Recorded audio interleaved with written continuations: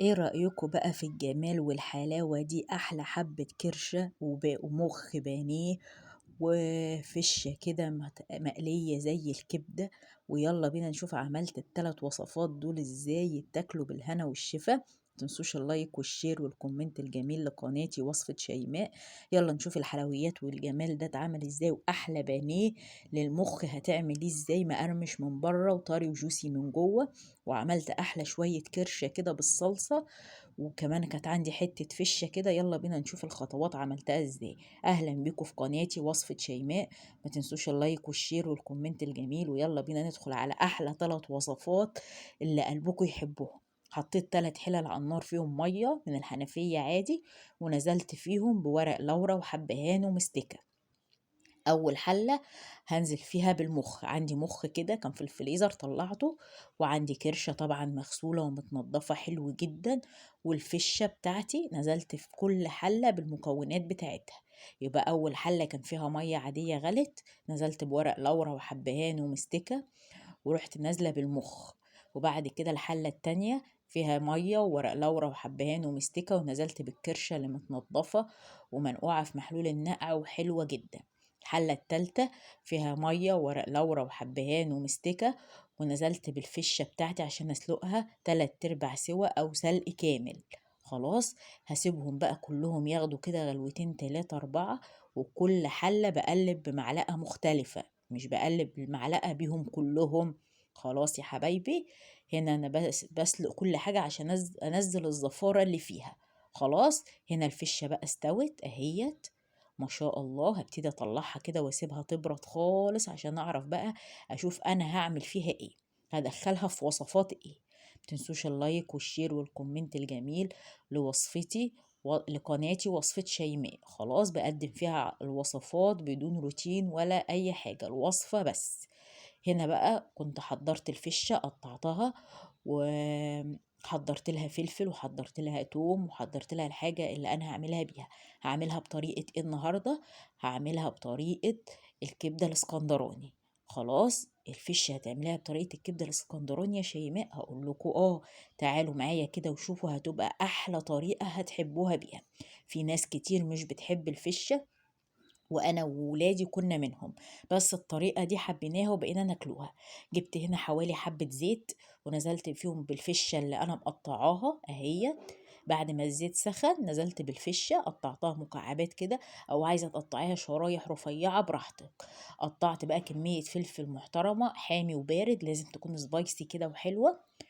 وبعد كده هنزل عليها بقى بإيه، بمعلقة هريسة شطة حلوة كده عشان تبقى مشطشطة. بقى الأكلة دي بتحب إنها تبقى مشطشطة.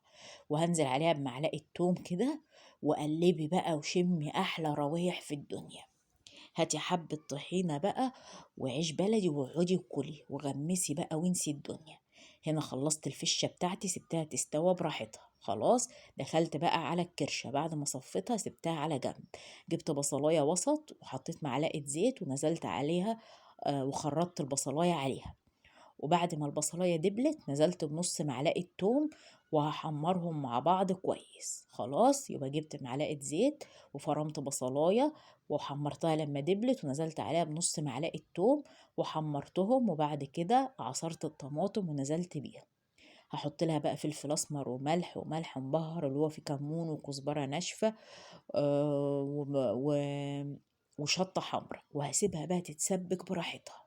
خلاص يا حبايبي، هسيبها بقى على جنب تتسبك كده، واروح بقى داخله على المرحله التالتة. يبقى اول مرحله ان انا سلقت الكرشه واتخلصت من ميتها، تاني مرحله عملت التسبيكه بتاعتها، تالت مرحله بحط معلقه زيت وبحط فصين توم كده او نص معلقه توم مدقوقه، وبنزل بقى بالكرشه اللي انا سلقتها نص سلقه. سلقتها في ورق لورا وحبهان ومستكه ونص طماطمايه كده، ورحت سلقاهم. انا بقى بنقي الكرشه من الحاجات اللي انا كنت سلقاها فيها، وهحمر الكرشه ديت مع نص معلقه التوم. بتفرق جامد يا جماعه طريقه الكرشه كده لما تحمريها في فص توم قبل ما تنزلي بيها على الصلصه. انا عارفه ان الصلصه فيها توم وفيها بصل، بس التركه دي بتبقى حلوه جدا. يبقى انا هنا بشوح الكرشه بنص معلقه توم، وبعد كده بقى ما تشمي ريحة التوم انه احمر تروحي نازلة بالصلصة بعد ما اتسبكت. شايفين الجمال؟ انتوا هتقولوا لي الكرشة لونها اصفر ليه؟ عشان انا غسلاها بكركم. الكركم بيشيل ريحة الزفارة بتاعة اي حاجة، فانا بغسلها بكركم فعشان كده لونها اصفر. خلاص. ادي الفشة معايا على النار لسه ما استوتش، وادي الكرشة بقى هوطي عليها النار واسيبها تستوي براحتها، وكده تكون الخطوات بتاعتها خلصت. يلا بينا ندخل بقى على البانيه، واحلى بانيه هتعمليه في حياتك هو بانيه المخ. يعني انا اول مره اعمل بانيه المخ ويطلع طعمه حلو كده بصراحه. نزلت بالبهارات كاري وكركم وجنزبيل وقرفه توم باودر بصل باودر، اي بهارات عندك حابه تحطيها حطيها. نزلت ب6 معالق دقيق، عليهم معلقتين نشا، وهنزل بنص معلقه توم ونص معلقه هريسه شطه، وهنزل بالميه. يبقى انا هنا الخلطه بتاعت البانيه او اللي انا هحط فيها المخ عباره عن البهارات اللي موجوده عندك. انا حطيت كاري وكركم وجنزبيل وقرفه وتوم باودر وبصل باودر وحبهان مطحون، وحطيت فلفل اسمر وملح، وحطيت نص معلقه توم نص معلقه هريسه شطه، ونزلت بالميه كده عشان اعمله خليط زي خليط الكرنبيت او خليط الكريب. خلاص. وهبتدي بقى بعد ما خرطت المخ كده قطعته لفصوص كده زي ما انتوا شايفين. بصوا متماسك ازاي، عشان انا سلقته سلقه حلوه، ولا منه لسه ني ولا منه اتهرى وما تعرفيش تمسكيه القطع، لا يعني سويته 3/4 سوا. يا رب عليك صلاح الحال، اللهم امين. اهو كده يا حبايبي. اللهم صل وسلم على سيدنا محمد عليه أفضل الصلاة والسلام.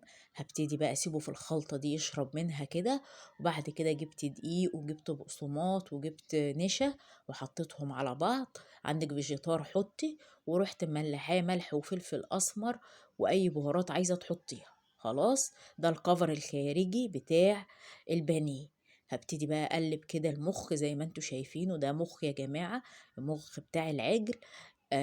في ناس بتقليه على بيض، في ناس بتعمله يعني بتعمل كذا نوع، بس بصراحة دي أحلى نوع إن كنتوا تاكلوا بيه البانيه. المخ لما تعمليه بانيه كده زي الفراخ بيطلع طعمه حلو وهتحبيه وهتاكليه. اهو كده يا حبايبي. هبتدي هبدر بقى البانيه بتاعي. ممكن انت لو عايزه الكفر الخارجي يبقى سمكه تخين شويه ممكن ترجعيه في الخلطه تاني، يعني تنزليه في الدقيق كده والبقسماط والنشا، وتروحي مرجعاه تاني في الخلطه السائله وترجعي تحطيه تاني في الدقيق عشان تزودي الكفر بتاعه. يا رب تكون الوصفات بتاعتي عرفت اشرحها لكم وعرفت اوصلها لكم. يلا بينا بقى نقلي البانيه كده في زيت غزير علشان يتقلى من جميع الجهات. انتوا عارفين المخ ما بياخدش سوا، فهو يا دوبك يتحمر من جميع الجهات كده، وما تقلبيش فيه ياما عشان ما يتهراش. ما شاء الله احمر اهوت، كريسبي من بره وطري وجوسي من جوه كده ما شاء الله. اهو هكمل بقى الكمية كلها. يا رب الثلاث وصفات النهاردة بتوعي يكون عجبوكم. متنسوش اللايك والشير والكومنت الجميل لقناتي وصفة شيماء.